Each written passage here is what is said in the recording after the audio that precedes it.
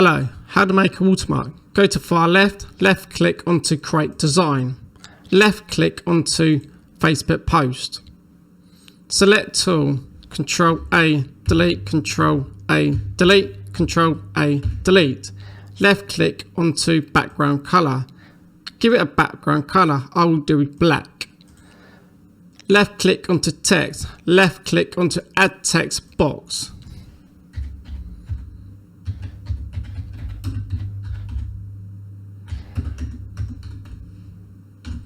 Drag your information box out, make it really big, however you like to do it.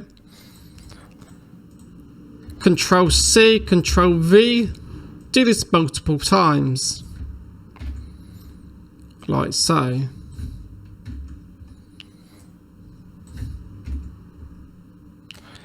Now I'm going to give it a background transparency. Control A, go to the top, go to transparency, left click, give it a 5, press enter.